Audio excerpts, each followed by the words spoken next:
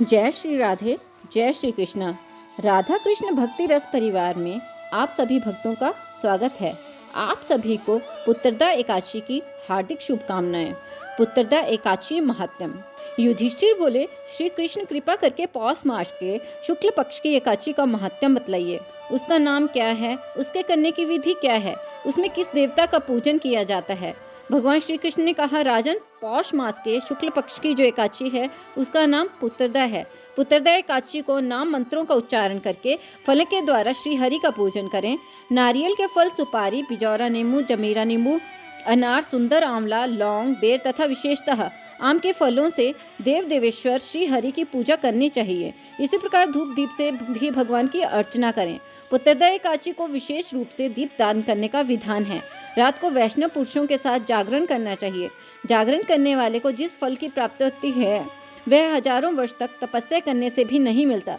यह सब पापों को हरने वाली उत्तम तिथि है।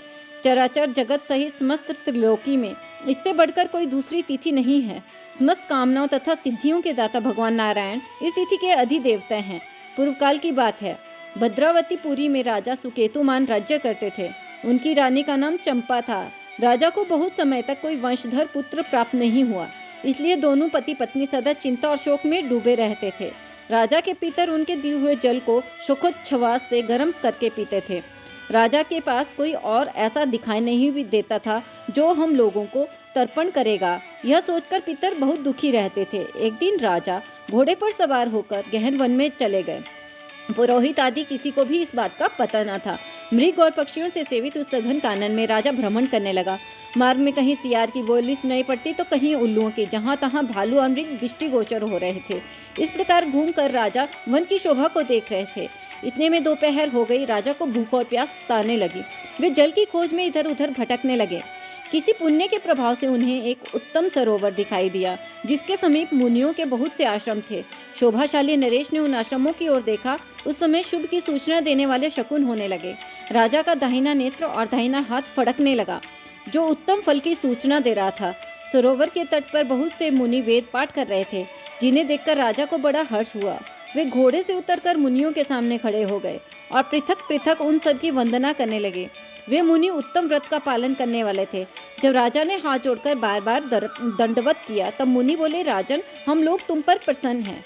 राजा बोले, आप लोग कौन हैं, आपके क्या नाम है तथा आप किस लिए यहाँ एकत्रित हुए हैं, कृपया यह सब बताइए।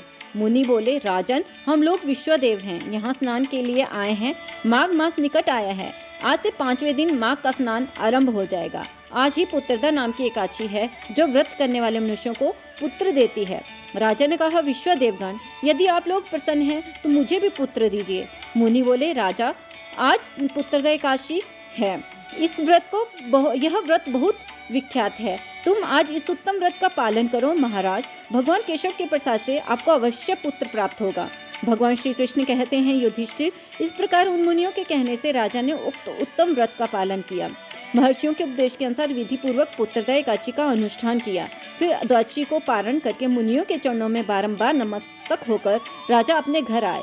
तदंतर रानी ने गर्भ धारण किया। प्रसव काल आने पर पुण्यकर्मा राजा को तेजस्वी पुत्र प्राप्त हुआ, जिसने अपने गुणों से पिता को संतुष्ट कर दिया। वह प्रजा का पालक हुआ। इसलिए राजन, पुत्रदा का उत्तम व्रत अवश्य करना चाहिए। मैंने लोगों के हित के लिए तुम्हारे सामने इस व्रत का वर्णन किया है। जो मनुष्य एकाग्रचित्त होकर पुत्रदा एकादशी का व्रत करते हैं, वे इस लोक में पुत्र पाकर मृत्यु के पश्चात स्वर्गगामी होते हैं। इस महत्म को पढ़ने और सुनने से अग्निष्टोम यज्ञ का फल मिलता है। हरिओम नमो नारायण। बोलो बांके बिहारी लाल की जय। भक्तों, यदि आपको पुत्रदा एकादशी का यह महात्म अच्छा लगा तो कृपया इस वीडियो को लाइक करें, शेयर करें और सब्सक्राइब करें। कमेंट में श्री राधे अवश्य लिखें। जय श्री राधे, जय श्री कृष्ण।